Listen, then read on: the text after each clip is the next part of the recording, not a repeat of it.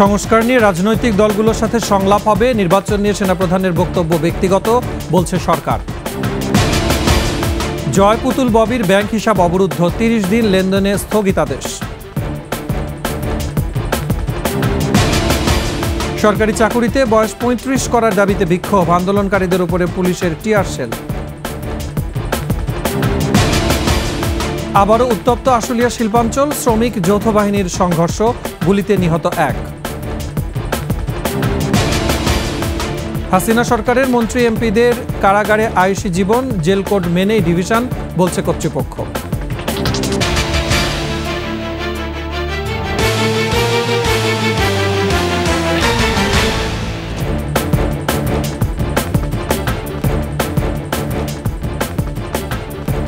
শুনছিলেন first security ইসলামী bank PLC সংবাদ শিরোনাম। আমন্ত্রণ রাতের ২১ সংবাদের সাথে আছি মুজাহিদুল ইসলাম। দর্শক, ২১ টেলিভিশনের সংবাদ একসাথে সরাসরি দেখতে পাবেন আমাদের ফেসবুক পেজ www.facebook.com/2124 অনলাইনে।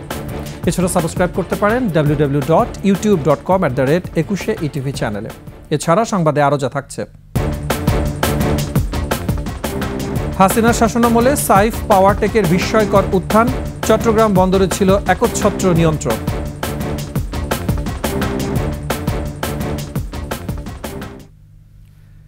সংস্কার কমিশন পুরোদমে কাজ শুরুর আগে রাজনৈতিক দলগুলোর সঙ্গে আলোচনা করবে অন্তর্বর্তী সরকারের উপদেষ্টা পরিষদ।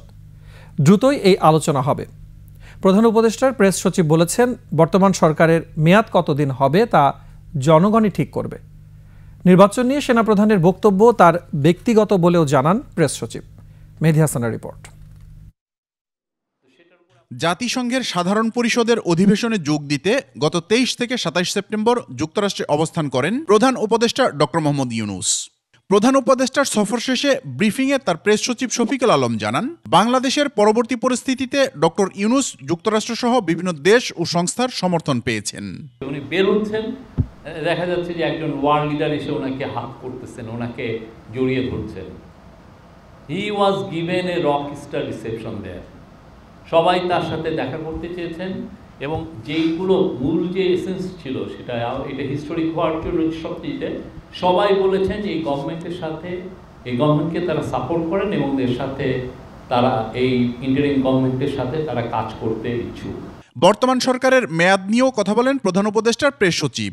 কমিশনের রিপোর্ট নিয়ে পলিটিক্যাল কনসালটেশন এবং এই কনসালটেশনের পরে বাংলাদেশের জনগণ, বাংলাদেশের সোসাইটি, বাংলাদেশের সমস্ত স্টেক হোল্ডার যখন ডিসাইড করবেন যে না আমরা এই বিষয়ে ঐক্যমত্যে পৌঁছেছি, তখন আপনি ইলেকশনের একটা ইয়া হবে। এটা কবে হবে? এটা কি ১৬ মাস পরে হবে, নাকি ১২ মাস পরে হবে, না ৮ মাস পরে?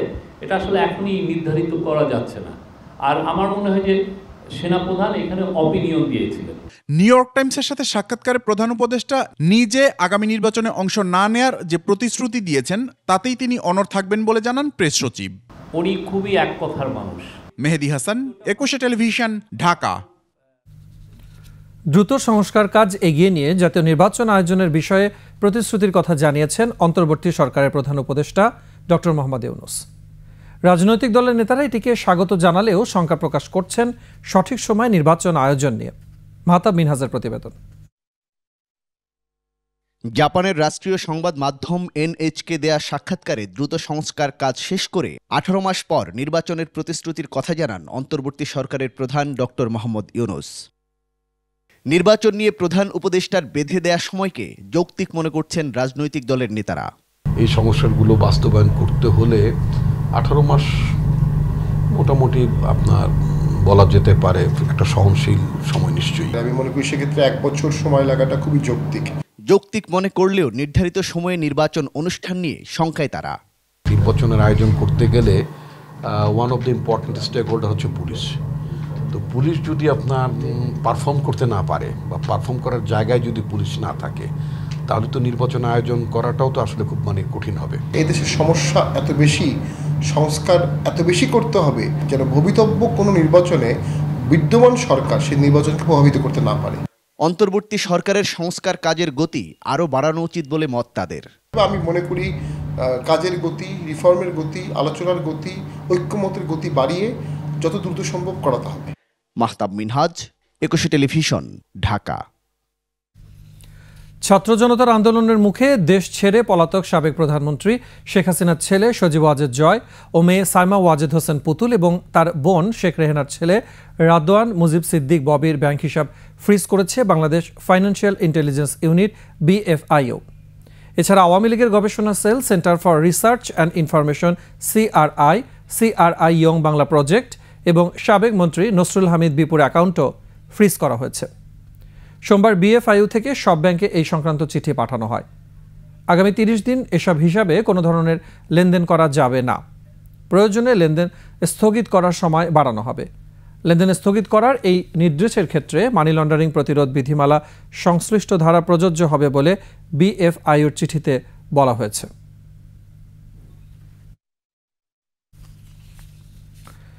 সরকারি চাকুরিতে প্রবেশের বয়সসীমা বাড়ানোর দাবিতে দিনভর বিক্ষোভ করেছে আন্দোলনকারীরা। তাদের ছত্রভঙ্গ করতে কাঁদানে গ্যাস ও সাউন্ড গ্রেনেড নিক্ষেপ করেছে পুলিশ। দুপুরে প্রধান উপদেষ্টার বাসভবন যমুনার সামনে এই ঘটনা ঘটে। রাতে তারা প্রধান উপদেষ্টার সাথে দেখা করে কর্মসূচি স্থগিত করে। আকবর হোসেন সুমনের রিপোর্টে বিস্তারিত।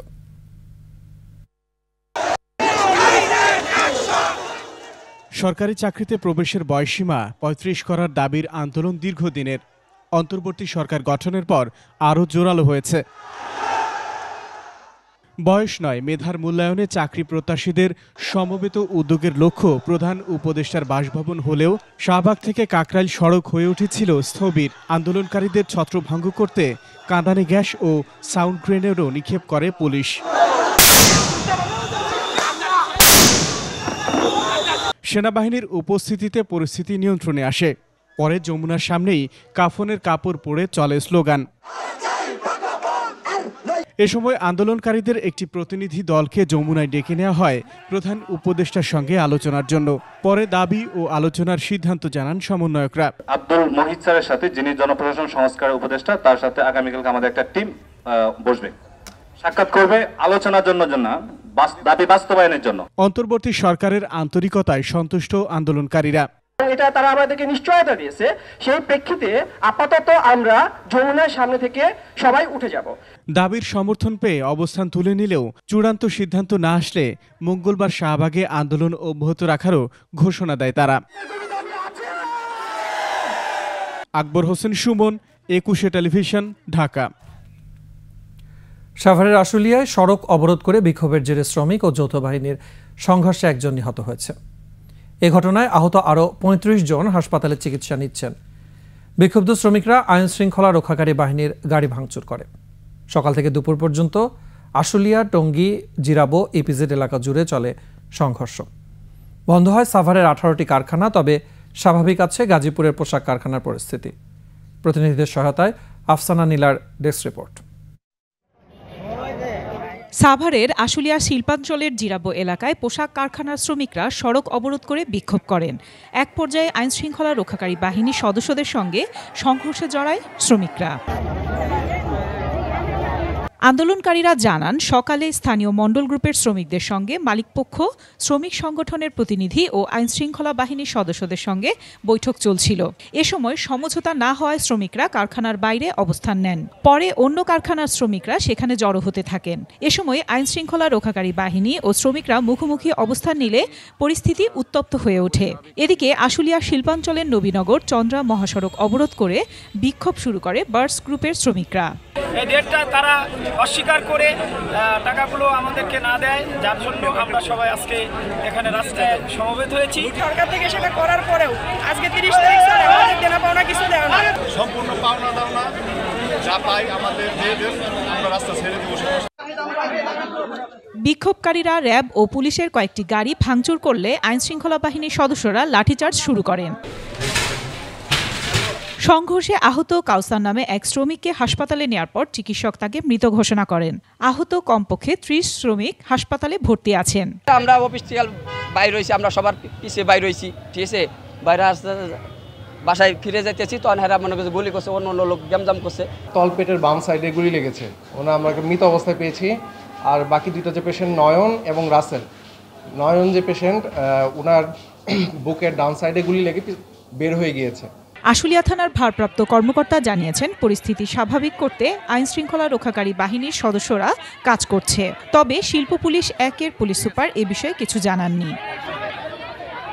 গত 27 আগস্ট এক নোটিশের প্রেক্ষিতে বার্স গ্রুপের 4টি কারখানা বন্ধ ঘোষণা করা হয়। পাওনা আদায়ে ক্ষুব্ধ শ্রমিকরা মহাসড়ক অবরোধ ও বিক্ষোভ করেন। আফসানা নীলা, ডেস্ক রিপোর্ট, 21 টেলিভিশন। শেখ হাসিনার পতনের পর ধরা পড়েছেন তার সরকারের মন্ত্রী, এমপি, আমলারা। এর মধ্যে সালমান এফ রহমান, হাসানুল হক ইনু, রাশেদ খান মেনন, আনিসুল হক, দীপুমণি, জুনায়েদ আহমেদ পলক, চৌধুরী আবদুল্লাহ আল মামুন সহ 30 জন পাচ্ছেন ডিভিশনপ্রাপ্ত বন্দির মর্যাদা। প্রত্যেকেই প্রায় 1 ডজন করে মামলার আসামি। তবে আইজি প্রিজন্স 21 টেলিভিশনকে জানিয়েছেন, কারাবিধি মেনেই প্রথম শ্রেণীর বন্দির মর্যাদা দেওয়া হয়েছে তাদের। বিস্তারিত জানাচ্ছেন দীপু শিকদার। এভাবে আদালত প্রাঙ্গণ ও কারাগারে গণরোষের শিকার হন শেখ হাসিনার দোসররা। জনরোষ থেকে তাদের রক্ষায় সেনাবাহিনী ও আইনশৃঙ্খলা রক্ষাকারী বাহিনীর সদস্যদের হিমশিম খেতে হয়। একে একে ধরা পড়েন আওয়ামী লীগ নেতা সালমান এফ রহমান, আনিসুল হক, ডাক্তার দীপুমণি, জাসদ সভাপতি হাসানুল হক ইনু, ওয়ার্কার্স পার্টি সভাপতি রাশেদ খান মেনন, জুনায়েদ আহমেদ পলক, সাবেক বিচারপতি শামসুদ্দিন চৌধুরী মানিক, সাবেক আইজিপি চৌধুরী আবদুল্লাহ আল মামুন, AKM শহীদুল হক, ঢাকা মহানগর পুলিশের সাবেক কমিশনার আসাদুজ্জামান মিয়া সহ স্বৈরাচার শেখ হাসিনার দোসররা। বন্দীদের হাল হকিকত সম্পর্কে জানতে চাইলে বিভিন্ন তথ্য দেন কারা মহাপরিদর্শক। রাজনৈতিক বন্দী আছেন, তাদের একটা সিস্টেম হচ্ছে যে আমরা ডিস্ট্রিক্ট ম্যাজিস্ট্রেটের মাধ্যমে তাদের অনুমোদন পেলে তাদেরকে ডিভিশন দেওয়া হচ্ছে। এ পর্যন্ত আমার হিসাবে 62 জন বন্দী আমাদের এই আলোচিত অথবা যারা বিভিন্ন মামলায় গ্রেপ্তার হয়েছেন তারা আছেন। এর মধ্যে 30 জন ডিভিশন ইতিমধ্যে প্রাপ্ত হচ্ছেন, বাকিরা প্রসেসের মধ্যে দিয়ে আছে। ডিভিশন বন্দী এবং সাধারণ বন্দীদের মধ্যে আসলে একটা পার্থক্য যদি বলেন, তারা একটা ডিভিশন বন্দীদের রাখার জন্য আমাদের একটা আলাদা বিল্ডিং এবং সেল আছে, তারা ওই বিল্ডিংয়ে অবস্থান করেন। ডিভিশন প্রাপ্ত বন্দীদের কামরায় রয়েছে একটি খাট, চেয়ার, টেবিল এবং 1 জন করে সেবক। 2টি করে জাতীয় পত্রিকা দিচ্ছে কারা কর্তৃপক্ষ। এছাড়া পরিবার ও স্বজনদের দেয়া ফ্রিজ ব্যবহার এবং টেলিভিশন দেখার সুবিধা মিলছে কারাবিধি অনুযায়ী। সকালের নাস্তায় দেয়া হচ্ছে রুটি, সুজি আর সবজি। দুপুরে এবং রাতে দেয়া হয় ডাল, সবজি, মাছ, মাংস। এছাড়া নিজের সেলের চারপাশে পায়চারি করার সুযোগ পান ডিভিশন প্রাপ্ত বন্দীরা। সকালে সাধারণ বন্দী এবং ডিভিশন প্রাপ্ত বন্দীদের একই ধরনের নাস্তা দেওয়া হয়। তবে দুপুর এবং রাতে সাধারণ বন্দীদের যে খাবার দেওয়া হয় তাতে আমিষের পরিমাণ কম। নর্মাল যে ডাল চাল বিষয়গুলো আছে, এর পাশাপাশি তারা কিছু এডিশনাল আইটেম পান, তার মধ্যে প্রোটিনের প্রাপ্যতা একটু বেশি। এছাড়া কিছু এডিশনাল আইটেম বলতে পাউরুটি, কিছু জেলি, এর টাইপের কিছু আইটেম তারা পান। সাধারণ বন্দীরাও ক্ষিপ্ত হয় শেখ হাসিনার দোসরদের নিয়ে কারা কর্তৃপক্ষ উদ্বিগ্ন বলে জানান কারা মহাপরিদর্শক। ইন্টারনাল অ্যালার্টনেস লেভেলটাকে আমরা হাই রাখছি। দীপু শিকদার, 21 টেলিভিশন, ঢাকা। কানাডা থেকে দেশে ফিরে গ্রেফতার সাবেক সংসদ সদস্য ও ঢাকা বিশ্ববিদ্যালয় কেন্দ্রীয় ছাত্র সংসদ ডাকসুর সাবেক ভিপি সুলতান মোহাম্মদ মনসুরের 5 দিনের রিমান্ড মঞ্জুর করেছেন ঢাকার সিএমএম আদালত। এর আগে সোমবার সকালে হযরত শাহজালাল আন্তর্জাতিক বিমানবন্দর থেকে তাকে আটক করা হয়। 1996 সালের সংসদ নির্বাচনে মৌলভীবাজার 2 আসনে আওয়ামী লীগের প্রার্থী হিসেবে প্রতিদ্বন্দ্বিতা করে জয়ী হন সুলতান মনসুর। 2001 সালের নির্বাচনে দলীয় মনোনয়ন পেলেও বিএনপির বিদ্রোহী প্রার্থী এম শাহিনের কাছে হেরে যান। এরপর 2007 সালের দিকে দলের সঙ্গে সুলতান মনসুরের দূরত্ব তৈরি হয়। পরে 2018 সালে জাতীয় ঐক্যফ্রন্টের প্রার্থী হয়ে ধানের শীষ প্রতীক নিয়ে প্রতিদ্বন্দ্বিতা করে জয়ী হন। তবে গত নির্বাচনে আর প্রার্থী হননি এই ডাকসাইটে নেতা। বৈষম্য বিরোধী ছাত্র আন্দোলনে হামলা ও হত্যাকাণ্ডের ঘটনায় গ্রেফতার হয়েছেন সিরাজগঞ্জ 2 আসনের সাবেক সংসদ সদস্য জান্নাত আরা হেনরি। একই সময় তার স্বামী লাবু তালুকদারকেও গ্রেফতার করা হয়। র্যাব জানায় সোমবার দুপুরে মৌলভীবাজার জেলার বর্ষিজোড়া এলাকা থেকে তাদের গ্রেফতার করা হয়। আন্দোলনের সময় গত 4 আগস্ট সিরাজগঞ্জ সদর এলাকায় ছাত্র জনতার উপরে হামলা এবং হত্যাকাণ্ডের ঘটনা ঘটে। এসব ঘটনায় অভিযুক্ত হিসেবে গ্রেফতার করা হয় সাবেক এমপি হেনরি ও সঙ্গে থাকা তাঁর স্বামীকে।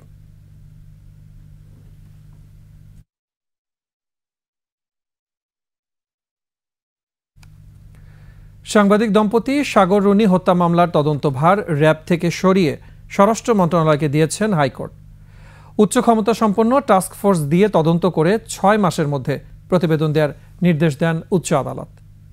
আগামী বছর 6 এপ্রিল এ বিষয়ে আদেশের পরবর্তী দিন ধার্য করেছেন বিচারপতি ফারা মাহবুব ও বিচারপতি মাহবুবুল ইসলামের দ্বৈত বেঞ্চ। বিস্তারিত শাকের আরজুর রিপোর্টে। 2012 সালে সাগররুনি হত্যার তদন্তভার র্যাবের হাতে দেন বিচারপতি শামসুদ্দিন চৌধুরী মানিকের নেতৃত্বে দ্বৈত বেঞ্চ। প্রায় এক যুগের বেশি সময় মামলাটি নিজেদের কাছে কুক্ষিগত করে রাখে সংস্থাটি। তদন্ত শেষ করতে এখন পর্যন্ত সময় নিয়েছে 111 বার।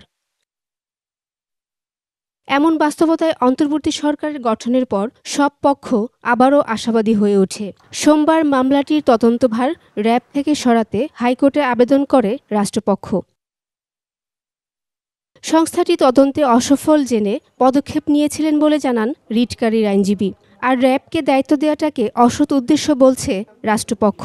পুরো রিটটা যেটা রয়েছে সেটি আসলে সরকারকে কতখানি সাহায্য করার জন্য করা হয়েছিল আর কতখানি পুরো মামলাটাকে বিলম্বিত করে যাতে সত্য কখনো উদ্ঘাটিত না হয় সেই কারণে করা হয়েছিল, সেটিও প্রবাবলি এই তদন্তের মাধ্যমেই বেরিয়ে আসবে। সেখানে র্যাবের ব্যর্থতা আছে এবং তদন্তকারী কর্মকর্তা কিন্তু সেই ব্যাপারে কোনো গুরুত্ব দেন নাই এবং আমি যখন আবেদন করেছিলাম আদালতের সরকার পক্ষ কিন্তু সেটিকে সমর্থন করেননি। শুনানিতে হাইকোর্ট বলেন, দীর্ঘ 12 বছরেও তদন্ত শেষ না হওয়া জাতির জন্যও দুঃখজনক ঘটনা। র্যাবের কাছ থেকে নিয়ে স্বরাষ্ট্র মন্ত্রণালয়ের কাছে যাতে স্বরাষ্ট্র মন্ত্রণালয় এখন একটি উচ্চ ক্ষমতা সম্পন্ন তদন্ত কমিটি তৈরি করে 6 মাসের মধ্যে রিপোর্ট জমা দেন। টাস্ক ফোর্স মানে হলো এখানে পিবিও থাকতে পারবে, আরও অন্যান্য গুরুত্বপূর্ণ ব্যক্তিবর্গ থাকতে পারবেন। অবশেষে হাইকোর্ট তদন্ত থেকে র্যাবকে বাদ দিয়ে টাস্ক ফোর্সের হাতে দেওয়ার আদেশ দেন। এতে সন্তুষ্টির কথা জানান নিহত রুনির পরিবারের সদস্যরা। র্যাবকে যে বাদ দেওয়া হলো এতে আমরা খুবই খুশি, কারণ আসলে র্যাব শুরু থেকেই তদন্তের কিছুই করেননি, তারা প্রথম দিকে আসলে আমাদের প্রেশারাইজ করেছে। 2012 সালের 11 ফেব্রুয়ারি রাজধানীর পশ্চিম রাজারবাজারের নিজ বাসা থেকে সাগর রুনির মরদেহ উদ্ধার করা হয়। সবশেষ তদন্তে বাসা থেকে অজ্ঞাত 2 ব্যক্তির ডিএনএর আলামত মিললেও শনাক্ত করা যায়নি খুনিদের। শাকেরা আরজু, 21 টেলিভিশন, ঢাকা। 4 দলীয় জোট সরকারের আমলে ক্ষুদ্র পরিসরে চট্টগ্রাম বন্দর কেন্দ্রিক ব্যবসা শুরু। তবে বিস্ময়কর উত্থান গত 1.5 দশকে। তরফদার রুহুল আমিনের প্রতিষ্ঠান সাইফ পাওয়ারটেক একাই করছে বন্দরের 62 ভাগ কন্টেইনার হ্যান্ডলিং। শেখ পরিবারের ঘনিষ্ঠ এই বিতর্কিত ব্যবসায়ী নিজে অঢেল সম্পদ গড়েছেন, ভাগ দিয়েছেন সহযোগীদেরও। চট্টগ্রাম থেকে বিপ্লব মজুমদারের ক্যামেরায় হাসান ফেরদৌসের তথ্যে বিস্তারিত ডেস্ক রিপোর্টে। চট্টগ্রাম বন্দরে 4টি ক্রেন রক্ষণাবেক্ষণের কাজ দিয়ে ব্যবসা শুরু। পরের 1.5 দশকেই বনে গেছেন বন্দরের একচ্ছত্র অপারেটর। তরফদার রুহুল আমিনের প্রতিষ্ঠান সাইফ পাওয়ারটেক এখন নিউমোরিং কন্টেইনার টার্মিনালের 4টি ও চিটাগাং কন্টেইনার টার্মিনালের 2টি সহ 6টি টার্মিনাল পরিচালনা করছে। এছাড়া ঢাকার inland container depot, Pangaon container terminal, Chattogram বন্দরের ওভারফ্লো কন্টেইনার ইয়ার্ড এবং যন্ত্রপাতি সরবরাহ ও রক্ষণাবেক্ষণও একচেটিয়া নিয়ন্ত্রণ সাইফ পাওয়ারটেকের। আন্দোলন সংগ্রামের এক পর্যায়ে সাইফ পাওয়ারটেককে বন্দর থেকে বের করে দেওয়া হয়েছিল। পরবর্তী সময়ে তাকে আবার ইন করা গেছে এবং ইন করাইয়া সেই একসাথে এভাবে বন্দরের মধ্যে সমস্ত লুটপাট এগুলো ছাড়াই গেছে। যেই সরকার এসছে এই সরকারের কাছে আমরা তুলে ধরব যে অন্যায় হয়েছে, এটাকে শুধরানো করা উচিত। গত 15 বছরে তরফদার রুহুল আমিন চট্টগ্রাম আবাহনীর পাশাপাশি শেখ রাসেল স্মৃতি সংসদ, শেখ কামাল জামালের নামে ফুটবল টুর্নামেন্টে ব্যয় করেছেন বিপুল অর্থ। তবে হাসিনার পতনের পর ভুল পাল্টেছেন তিনি। একটা প্রোগ্রামে যদি আমাকে ইনভাইট করে, আমি যদি প্রোগ্রামে থাকি, প্রোগ্রামে যদি ছবি উঠায় রেখে দেয়, ইট ডাজ নট মিন যে আমি সরকারের লোক। বন্দরে নিজের একচ্ছত্র নিয়ন্ত্রণ প্রতিষ্ঠায় সাবেক নৌ প্রতিমন্ত্রী খালিদ মাহমুদ চৌধুরী, সাবেক হুইপ শামসুল হক চৌধুরী, চট্টগ্রামের সাবেক মেয়র আজম ও নাসিরউদ্দিন এবং সাবেক MP M A Latif, Chittagong চেম্বারের সাবেক সভাপতি মাহবুবুল আলমকে সিন্ডিকেটে ভেড়ানোর কথা নিজেই স্বীকার করেন তরফদার। আমরা যখন কাজ করি, আমাদের পাশে যারা সরকারি কাজ যখন করি, সরকারের যেটা নেতারা থাকে তাদের সাথে তো সৎ সম্পর্ক, ভালো সম্পর্ক রাখতেই হয়। ইট ডাজ নট মিন যে আমাদের বিজনেসের সাথে তারা ছিল না। আমাদের বিজনেসের জন্য সকলের সাথে সুসম্পর্ক রাখতে হয়। এদিকে পাচার করা অর্থে দুবাইতে প্রতিষ্ঠান খোলার অভিযোগ রয়েছে রুহুল আমিনের বিরুদ্ধে। 2020 সালে কর ফাঁকি ও অর্থ পাচারের অভিযোগে তরফদার রুহুল আমিনের বিরুদ্ধে তদন্ত শুরু করে দুদক। কিন্তু সরকারের শীর্ষ পর্যায়ের ইশারায় সেই অনুসন্ধান ধামাচাপা পড়ে যায় বলেও অভিযোগ রয়েছে। খুরশিদ আলম মুকুল, ডেস্ক রিপোর্ট, 21 টেলিভিশন। রাতের সংবাদের সময় হচ্ছে একটা বিরতি। ফিরে আসার পরে অন্যান্য খবরের সাথে আরও যা থাকছে। সাংবাদিক শফিক রেহমানের সাজা স্থগিত, গ্রেফতারি পরোয়ানা প্রত্যাহার। চট্টগ্রাম বন্দরে সরকারি তেলের জাহাজে বিস্ফোরণ, 3 জনের মৃত্যু।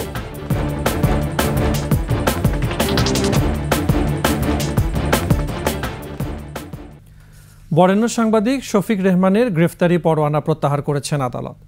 একই সঙ্গে স্থগিত করা হয়েছে সাজা পরোয়ানাও। সোমবার ঢাকার অতিরিক্ত চিফ মেট্রোপলিটন ম্যাজিস্ট্রেট আদালত এই আদেশ দেন।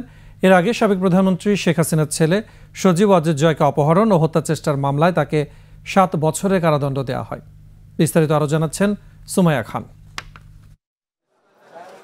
সাজা মাথায় নিয়ে প্রবাস জীবন কাটিয়ে 6 বছর পর গত মাসে দেশে ফেরেন বরেণ্য সাংবাদিক শফিক রেহমান। হাসিনা সরকারের জেল জুলুম থেকে বাদ যাননি তিনিও। সাবেক প্রধানমন্ত্রী শেখ হাসিনার ছেলে সজীব ওয়াজেদ জয়কে অপহরণ ও হত্যা চেষ্টা মামলায় গ্রেপ্তারি পরোয়ানা প্রত্যাহার চাইতে সোমবার সকাল 10টায় ঢাকা মেট্রোপলিটন আদালতে আত্মসমর্পণ করেন সিনিয়র সাংবাদিক শফিক রেহমান। পরে শুনানি শেষে শফিক রেহমানের গ্রেপ্তারি পরোয়ানা প্রত্যাহার করেন ঢাকার অতিরিক্ত চিফ মেট্রোপলিটন ম্যাজিস্ট্রেট আদালত। পালিয়ে যায়নি, সেটা প্রত্যাহার হবে আর আপিল করার জন্য নকল পাবেন। শফিক রেহমান অভিযোগ করে বলেন, আওয়ামী লীগ সরকারের সঙ্গে বিভিন্ন বিষয়ে মতবিরোধ থাকায় এ ধরনের হয়রানি ও মামলার শিকার হতে হয়। বিচার বিভাগের আমূল সংস্কার প্রয়োজন এবং তারাই বিচার বিভাগের সংস্কার করতে পারবেন যারা আমার মতো মাহমুদুর রহমানের মতন জেলে গিয়েছেন ও কিছু সময় কাটিয়েছেন। সাবেক প্রধানমন্ত্রী শেখ হাসিনার ছেলে সজীব ওয়াজেদ জয়কে অপহরণ করে হত্যা ষড়যন্ত্রের মামলায় 2023 সালের আগস্টে তাকে 7 বছরের কারাদণ্ড দেয়া হয়। ওই মামলার গ্রেপ্তার হওয়ার পর 2016 সালে 5 মাস কারাগারেও থাকতে হয়েছিল শফিক রেহমানকে। জামিনে মুক্তি পাওয়ার পর 2018 সালে যুক্তরাজ্যে চলে যান তিনি। সুমাইয়া খান, 21 টেলিভিশন, ঢাকা। সাইবার আইনে দায়ের হওয়া স্পিচ অফেন্স সম্পর্কিত মামলাগুলো দ্রুত প্রত্যাহারের সিদ্ধান্ত নিয়েছে সরকার। মুক্তি পাচ্ছেন গ্রেফতার হওয়া ব্যক্তিরা। সংবাদ বিজ্ঞপ্তিতে আইন, বিচার ও সংসদ বিষয়ক মন্ত্রণালয় আরও জানান, এসব মামলায় কেউ গ্রেফতার থাকলে আইনি প্রক্রিয়ার মাধ্যমে তাৎক্ষণিকভাবে মুক্তি দেওয়া হবে তাদের। তথ্য ও যোগাযোগ প্রযুক্তি আইন 2006, ডিজিটাল নিরাপত্তা আইন 2018 এবং পরবর্তীতে সাইবার নিরাপত্তা আইন 2023-এর অধীনে গত আগস্ট মাস পর্যন্ত দেশের 8টি সাইবার ট্রাইব্যুনালে মোট 5,818টি মামলা চলমান রয়েছে।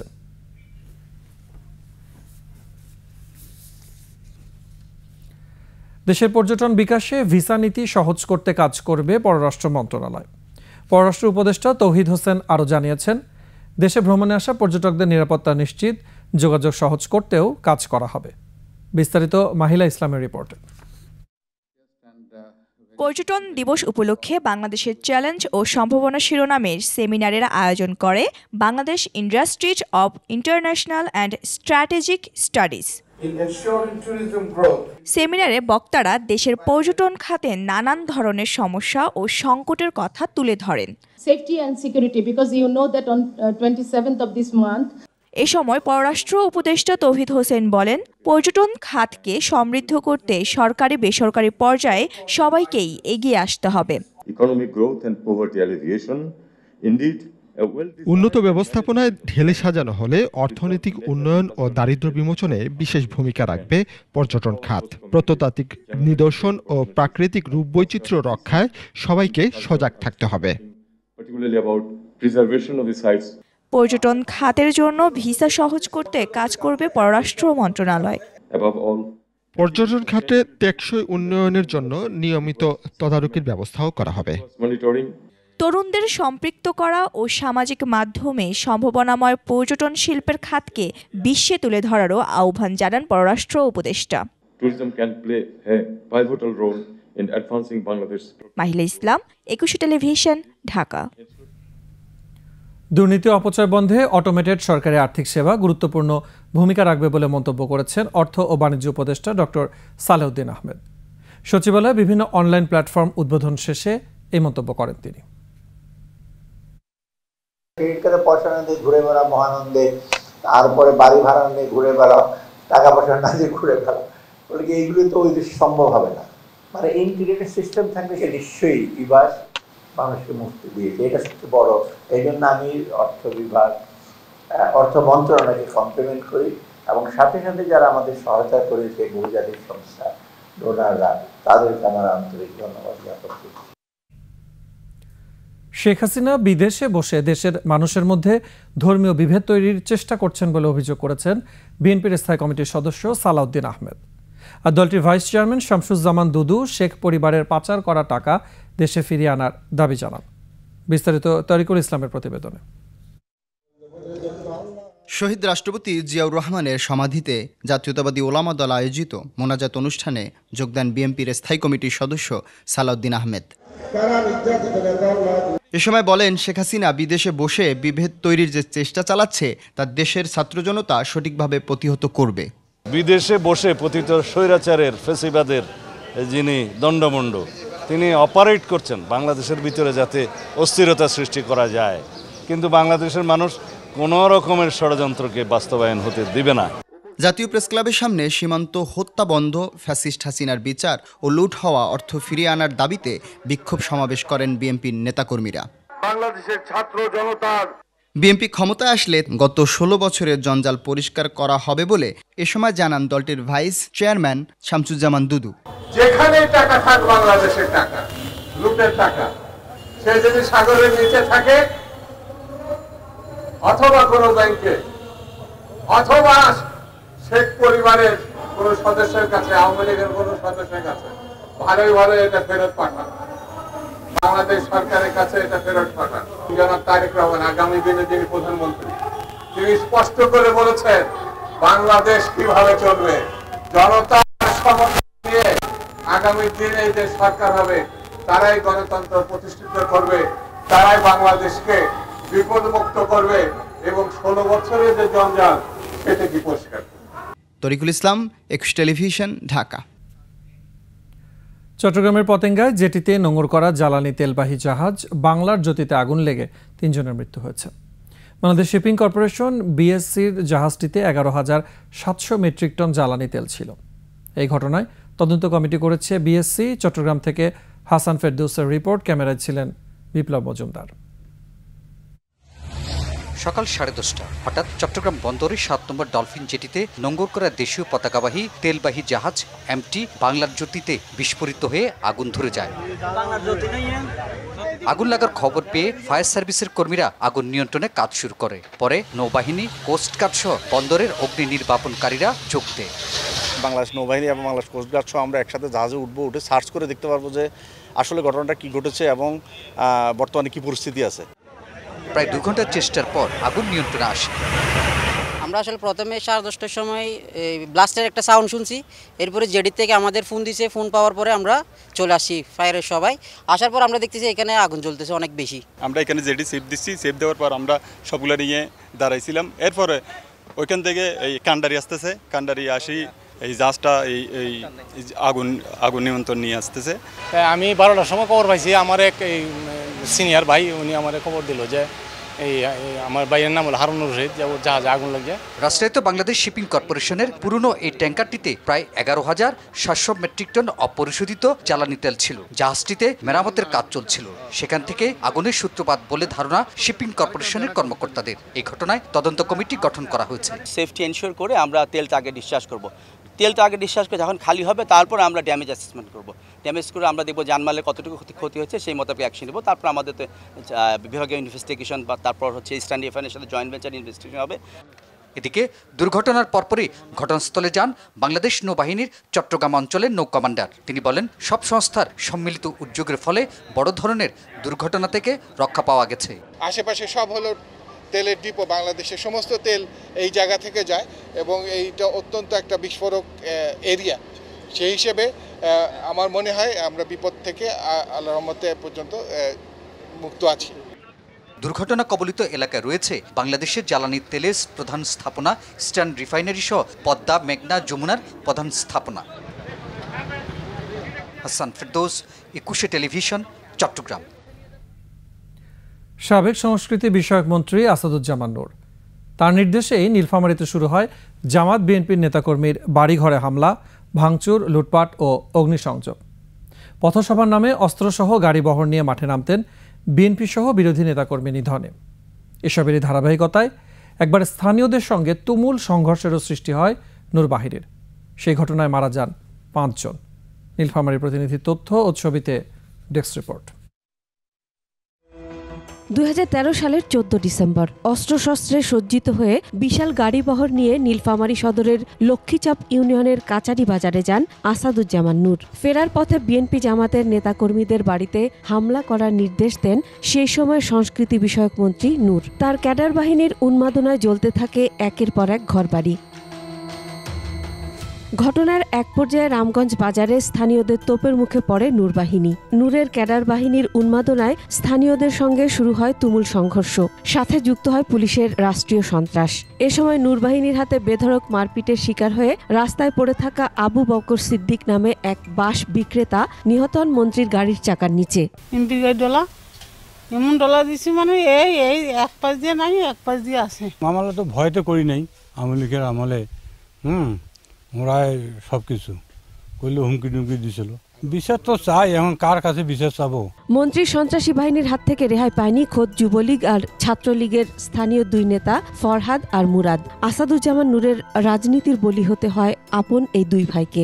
ফরহাদ ও মুরাদের বাবা ছেলে হত্যার বিচার চাইতে গেলে পুলিশ মামলায় নেয়নি। ওসি পাশা তখন ছিল, বলছে আপনারা কেস করতে হবে না, এটা সরকারবাদী কেস হবে, আপনারা চলে যান। নৃশংস হত্যাকাণ্ডের শিকার ফরহাদ ও মুরাদের পরিবার আওয়ামী লীগের কাছেও পায়নি কোনো প্রতিকার। এর ঘানি এখনো টানতে হচ্ছে তাদের।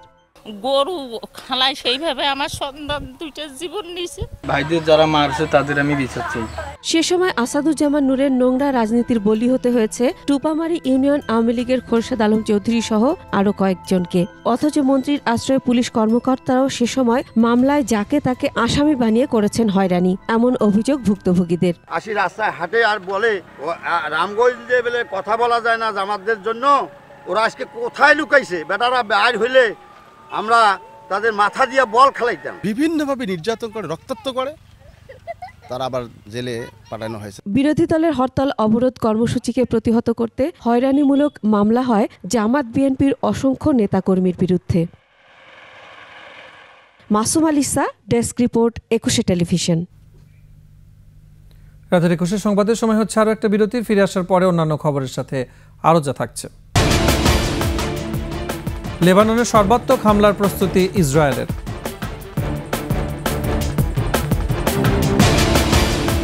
অক্টোবরে আসছে টিম দক্ষিণ আফ্রিকা, প্রথম টেস্ট 21 অক্টোবর।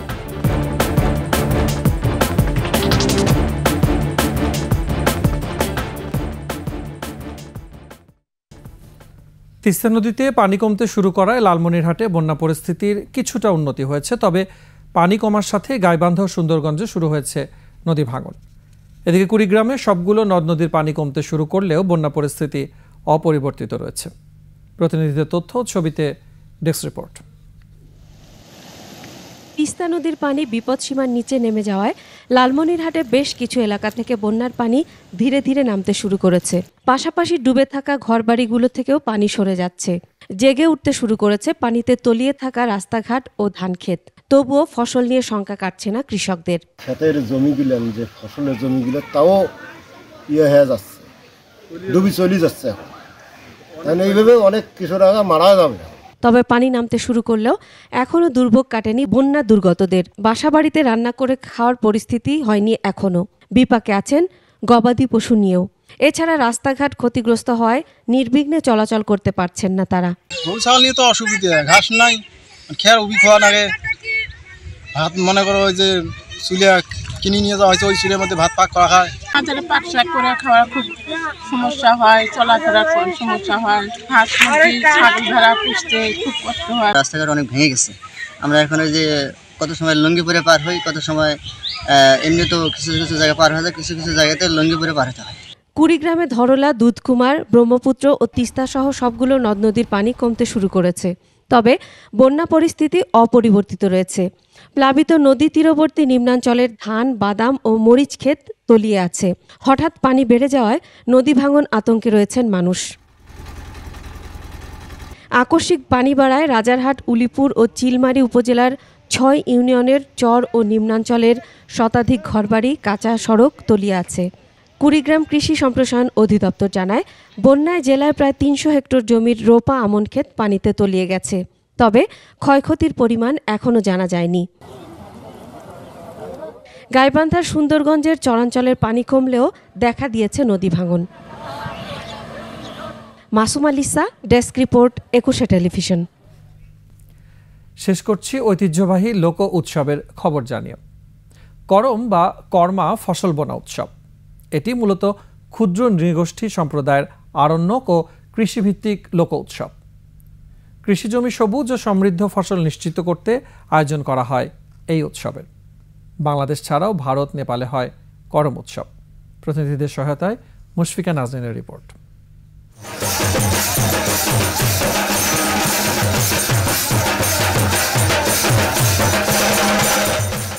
রাজপুত, কুর্মি, বাউরি, বীরহজ, বিরনিয়া, খেরিয়া, মাহালি, বাগদি, বেদে, খাসি, সাঁওতাল, মুন্ডা, ওরাওয়ের উৎসব করম বা কারাম। প্রতি বছর ভাদ্র ও আশ্বিন মাসে হয় করম পরব। পায়ে আলতা, খোঁপায় বাহারি ফুল, সারিয়া ঢোল মাদলের তালে নাচেন সমতলের ক্ষুদ্র নৃগোষ্ঠীর নারীরা। সন্ধ্যার পর থেকে সূর্যোদয় পর্যন্ত সম্মিলিতভাবে ভাদুরিয়া ঝুমুর গান ও যৌথ নাচ করেন তারা। অর্ধবৃত্তাকারে হাত ধরাধরি করে এক পা এগিয়ে পিছিয়ে বীজের ডালি কেন্দ্র করে নাচেন শিল্পীরা। এই নাচের মাধ্যমে ফুটে ওঠে গৃহ আর কৃষিকাজ। দুঃখ বেদনা হারিয়ে নতুন ইয়েকে আমরা বরণ করার জন্য আমরা এই কারাম ডালকে, একটা বৃক্ষকে আমরা মানব সেবা আদিবাসী কাল থেকে করে আসতেছে। উৎসবের 7 দিন আগে মেয়েরা ভোরবেলায় স্নান করে ছোট টুপা ও ডালায় বালি ভর্তি করে।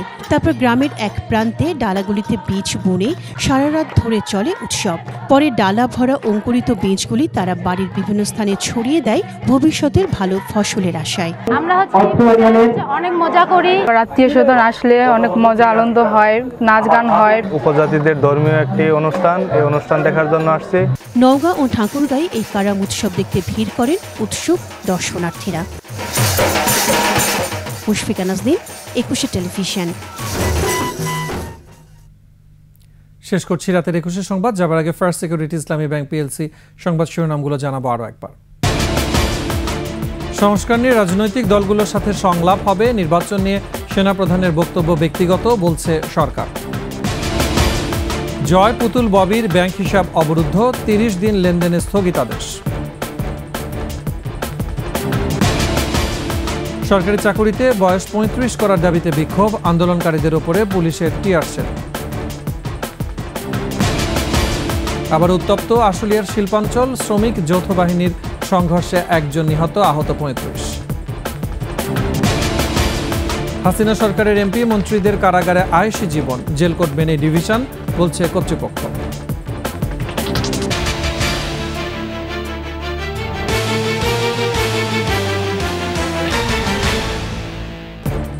সর্বশেষ সংবাদ জানতে ডায়াল করুন 2021 নম্বর আর ভিজিট করুন 21-tv.com ওয়েবসাইট। ফেসবুকে ভিজিট করতে পারেন www.facebook.com/2124 অনলাইন। এছাড়া সাবস্ক্রাইব করতে পারেন www.youtube.com/21etv চ্যানেলে। সাথে থাকার জন্য ধন্যবাদ। পরবর্তী সংবাদ রাত 1টায় দেখার আমন্ত্রণ রইল। 21 সাথে থাকুন।